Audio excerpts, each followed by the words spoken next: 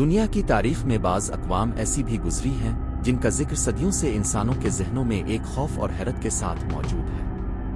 ان میں سب سے مشہور اور پراسرار قوم آجوج اور ماجوج کی ہے۔ یہ قومیں اپنی عجیب فطرت، تباہ کن طاقت اور خطرناک کردار کی وجہ سے دنیا کی ہر تہذیب، زبان اور نسل کے درمیان کسی نہ کسی شکل میں معروف رہی ہے۔ یہ کہانی بہت پرانی ہے اور اس کا تعلق ایک ایسے دور سے ہے جب دنیا کے مختلف علاقوں میں قومیں بستی تھیں، زمین کے کناروں تک انسانوں نے مکمل سفر نہ کیا تھا، اور کئی علاقے ایسے تھے جو ابھی انسانی قدموں سے ناآشنا تھے۔ انہی ادوار میں ایک عظیم بادشاہ گزرا جو اپنی انصاف پسندی، عدل، علم اور بلند حوصلگی کی وجہ سے تاریخ میں ہمیشہ یاد رکھا گیا۔ اس بادشاہ کا نام ذوالقرنین تھا۔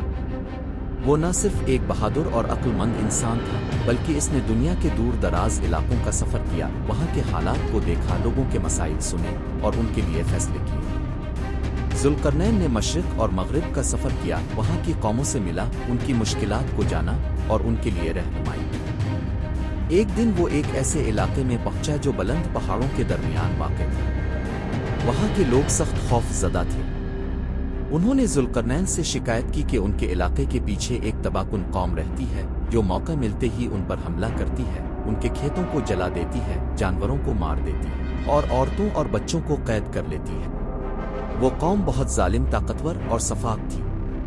وہ کسی بھی قاعدے قانون کو نہیں مانتی تھی اور جس جگہ جاتی تھی وہاں بربادی، قتل اور لوٹ مار کے سوا کچھ نہ چھوڑتی۔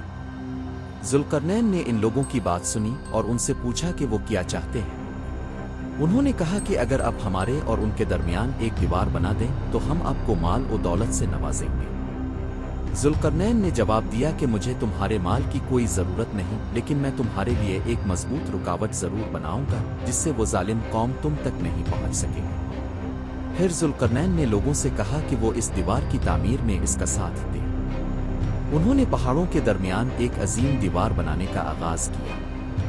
انہوں نے لوہے کے بڑے بڑے ٹکڑے اکٹھے کیے، ان کو آگ میں تپا کر پگھلایا اور پھر اس پر پگھلا ہوا تانبا بہایا۔ اس طرح ایک اتنی مضبوط دیوار تیار کی گئی جو اس وقت کے کسی انسان قوم کے لیے عبور کرنا ممکن نہ تھا۔ یہ دیوار اتنی بلند، چوڑی اور مضبوط تھی کہ آجوج اور ماجوج اس پر چڑھنے سے بھی قاصر تھے اور نہ ہی وہ اس میں سوراخ کر سکتے تھے۔ یہ دیوار بننے کے بعد آجوج اور ماجوج اس علاقے میں داخل نہ ہو سکے اور وہ قید ہو کر رہ گئے۔ لوگوں کو ایک لمبے عرصے تک سکون ملا اور وہ اپنی زمینوں، گھروں اور زندگیوں کے ساتھ پرامن زندگی گزارنے لگے۔ لیکن آجوج اور ماجوج کی کہانی یہیں ختم نہیں ہوئی۔ وہ ایک ایسی قوم تھی جس کا شمار زمین کی سب سے طاقتور، پراسر اور عجیب الخلقت اقوام میں ہوتا تھا۔ ان کی تعداد اتنی زیادہ تھی کہ اگر وہ زمین پر نکل آئیں تو ہر طرف تباہی اور بربادی پھیل جائے۔ ان کی نسل بڑھتی گئی، ان کی تعداد لاکھوں سے کروڑوں میں جا پہنچی۔ انہوں نے زمین کے نیچے سرنگیں کھودنے کی کوشش کی، دیوار کو توڑنے کے لیے نت نئے طریقے آزمائے، لیکن ہر بار ناکام ہو جاتے۔ وقت گزرتا رہا۔ مختلف ادوار میں ان کے بارے میں مختلف اقوام کے درمیان قصے، کہانیاں اور قیاس آرائیاں مشہور ہونے لگیں۔ بعض لوگ کہتے کہ وہ اب بھی زمین کے کسی کونے میں قید ہیں، بعض کہتے کہ وہ کسی سرنگ میں چھپے بیٹھے ہیں، اور بعض یہ خیال کرتے ہیں کہ وہ جب باہر نکلیں گے تو دنیا میں سب کچھ ختم کر دیں گے۔ ان کی فطرت انتہائی جنگجو، خود غرض اور ظالم ہے۔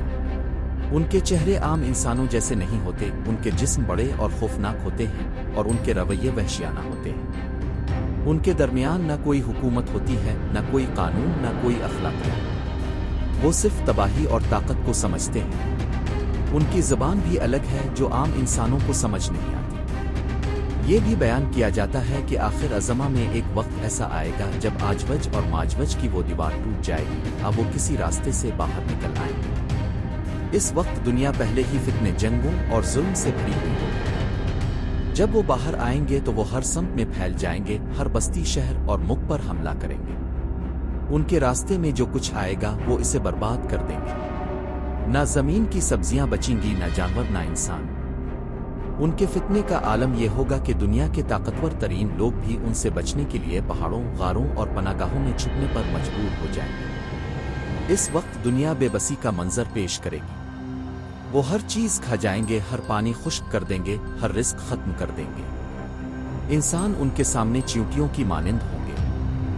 کہا جاتا ہے کہ ان کے خاتمے کا وقت اس وقت آئے گا جب دنیا کے آخری دور میں ایک عظیم رہنما اور سچائی کا علمبردار انسان، ایک نجات دہندہ، ان کے خلاف دعا کرے گا، اور اللہ ان کے خلاف ایک عجیب طرح کی بیماری یا عذاب نازل کرے گا، جس سے ان کے جسموں میں ایسی کیڑے پڑ جائیں گے جو ان کی گردنوں میں سرایت کر کے ان کو ختم کر دیں گے۔ اس کے بعد دنیا پھر سے صاف ہو جائے گی اور زمین کی فضا ایک بار پھر پرسکون ہوگی۔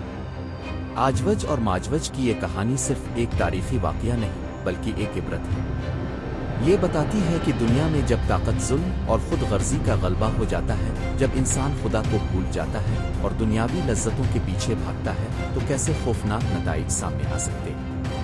آجوج اور ماجوج اس دنیا کی اس بدصورتی کا استعارہ ہے جو بغیر خدا کے خوف کے پروان چڑھتی ہے۔ ان کی کہانی ایک انتباہ ہے کہ انسان کو ہمیشہ اپنی حد میں رہنا چاہیے، خدا کو یاد رکھنا چاہیے، انصاف اور نیکی کا راستہ اختیار کرنا چاہیے، ورنہ اگر دنیا صرف طاقتوروں اور خود غرضوہے کے ہاتھ آ جائے تو وہ آجوج اور ماجوج بن جاتی ہے۔